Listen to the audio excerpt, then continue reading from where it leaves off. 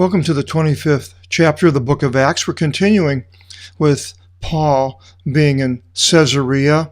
Felix, the procurator, has left Paul in the hands of Porcius Festus, and begins in verse 1.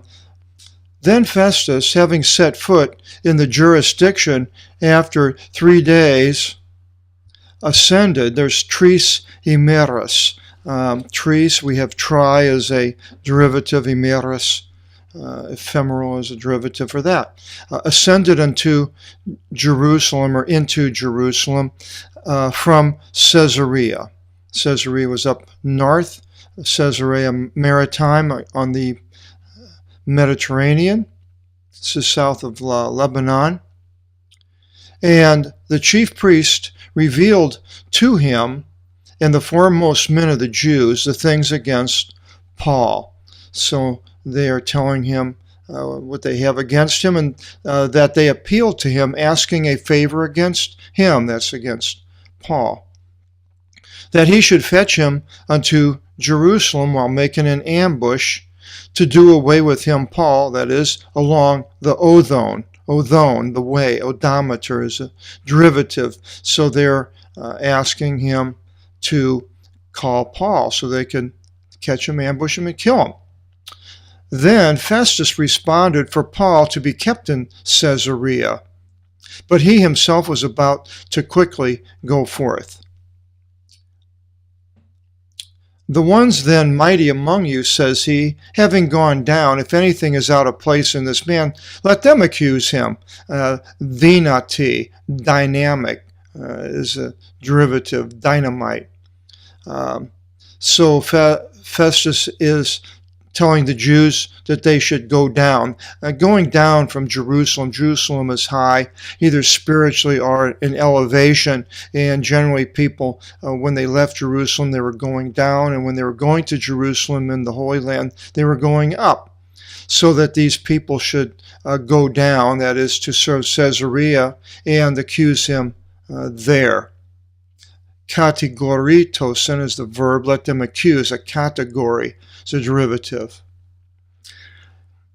And having spent time among them more than 10 days, deca, a decade for 10 years, 10, having gone down into Caesarea, the next day, having sat upon the rostrum, he bid Paul to be led in. The rostrum is where people stood in front of authorities to be judged and determined what should happen. And there were many rostrums of the governors, and Felix had the rostrum, and Pontius Pilate. But we also have another place in 2 Corinthians 5:10. It says, "For all the ones of us must be manifested before the rostrum of the Christ." All of the ones of us. Now, is it talking about us in humanity or us as Christians? That's a good question. And it says here that each should receive the things of the body as to what he practiced, whether good or bad. Knowing then the fear of the Lord, we persuade men, but to God we have been made apparent. So it could be just the Christians and the judgment of people and everybody. It's hard to say because a lot of people use this for the Christians won't be judged, and because it has this place here, the rostrum of the Christ. I'm not exactly sure, but whichever I'm at, I believe that Christ is the way for me to have deliverance, which is being called saved in the King James, from being thrown into the lake of fire that it mentions in the book of Revelation, and the second death is what it's called. Now, whether or not here it's just we're standing in front of the rostrum, and this is not to do with sending us to the second death, but just deciding whether how Christ decides. It's a possibility there. And I tend to think that's what it's talking about here. So, having set upon the rostrum, Porcius Festus bid Paul to be led in. And he, being come, stood around the Jews, having come down from Jerusalem. So now the Jews that were accusing did as Festus mentioned, come up to Caesarea and are accusing, with many and grievous accusations, varia, barometer, heavy. It could be a heavy, with many and heavy accusations. Varias, the barometer measures the atmospheric pressure.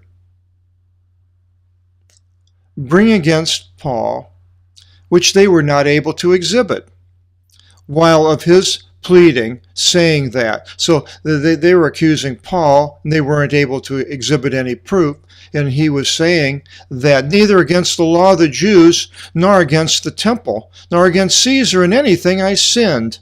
The pleading, the apologumenu, an apology, is a derivative, nomon, astronomy, anything with a nomi is the law of the stars, astronomy. So he claims he hasn't done anything against the temple, Caesar, and Festus, wanting to lay down favor with the Jews, responded to Paul. It's like Pontius Pilate, others wanting to get what they can out of things in this world, give up the right thing to do, the righteous thing to do, and take the way of the road for gain. So Festus is doing the same, and he responding to Paul said, well, are you willing to ascend unto Jerusalem to be judged by me there concerning these things? Well, Paul knew if he went back there, they're going to kill him, grab him, get him. And Paul said, unto the rostrum of Caesar I am standing, of which it is necessary for me to be judged. Now it's not the rostrum. He's basically, Festus is his rostrum, but it's the rostrum of Caesar that's behind the power of Festus. So he's standing, projecting onto the rostrum of Caesar to be judged. That's where he's standing. To Jews I did no wrong, as also you well realized, Paul says. For if indeed I do wrong, and I have acted in anything worthy of death, I do not ask pardon to die. Kill me if I've done something wrong. Axion, an axiom is a worthy saying. Thanatu, thanatology, the study of death or derivatives. But if there is nothing of which they charge me, no one can grant me to them. So he's a Roman. They can't do it. Can't send it to him. To Caesar I call upon. Then Festus, conversing together with the council, responded, to Caesar you have called upon, unto Caesar you shall go. This is the end of the matter. Now Festus is giving up Paul to be sent to Rome. Verse 13. And some days having elapsed, Agrippa the king and Bernice, that's how you pronounce it in the Greek, Bernice, arrived at Caesarea. This is Agrippa the second, and Bernice, his sister, wasn't his wife. Let's go down to Wikipedia, and we will see here a whole article in Wikipedia on Berenice, they call it, or Bernice. It's called in the Greek Berenike. And you can find out all kinds of information about this woman, that's her early life, and so forth. And then there's an article on Herod Agrippa II and their brother of Bernice. And it goes on and talks about all the things that Agrippa did, died in old age, and was pro-Roman, sent troops against the Jews, and he was not well liked by the Jews. So Agrippa II and his sister arrived at Caesarea, and they saluted Festus, the Roman. And when they spent many days there, Festus the Vasili, a basilica, a place for a king, the basil plant, the royal plant. Festus the king presented the things relating to Paul, saying, there is a certain man being left by Felix, a prisoner, concerning whom, on my being in Jerusalem, the chief priests and the presbytery, the elders of the Jews, revealed, asking for punishment against him. To whom I answered that it is not a custom, ethics, custom, derivative, with Romans to grant any anthropology, a man, anthropology, the study of mankind, to grant any man for destruction before the one being accused may have the accusers face to face, and may receive a place of defense concerning the indictment. There's a lot of legalities here of the Romans. Interesting to study Roman jurisprudence. They definitely had jurisprudence, laws, and judges and so forth. Highly civilized nation. Then they, having come here, not making delay, and the next day, having seated at the rostrum, I bid the man to be led in. Concerning whom the accuser standing up brought no accusation which I suspected. Now I have no, but it's not one. Ude, no, mian was one. But certain matters concerning their own reverence of God they had against him, and concerning a certain Jesus having died, whom Paul maintained to be alive. And I, being perplexed, the ego, the I, concerning this inquiry said, shall he be willing to go into Jerusalem, and there to be judged concerning these things? But Paul, having called upon himself to be kept for the inquiry of Augustus, I bid to keep him until of which I should send him forth to Caesar. That's Caesar Augustus. It doesn't say Augustus here. Savastu is a Greek word for the royalty, more or less. So literally it would be the inquiry of the ruler. I used Augustus because this is actually who he was. Caesar. And Agrippa said to Festus, well, I wanted also myself to hear the man. And the morrow he says, Festus, you shall hear him.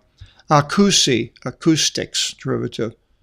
Then in the next day, Agrippa and Bernice, having come with much visible display, phantasias, a fantasy is a derivative, and having entered into the auditorium, with both the commanders and men of prominence being of the city, and Festus having bid, Paul was led in. So here comes Paul, just as Jesus said that he was going to be led to rulers and to witness to them the things of himself, Christ. And so Paul is now in front of royalty, Roman royalty also. Well, they're really not Roman royalty. Festus was a governor, but Agrippa was a king, but he was a Jew. Festus says, O King Agrippa, and all the men being present with us, you view this one concerning of whom all the multitude of the Jews interceded with me, in both Jerusalem and here. Now, when he went to Jerusalem, they interceded, and when he came back, when they called him up. Yelling aloud, must not, didn't do the link there, so I'll do it manually here. Concerning he not live any longer. And I, having perceived him to have done nothing worthy of death, and this one also himself having called upon Sevaston, Augustus, I judged to send him, concerning of which I have not anything safe to write to my Lord, that is, to Augustus.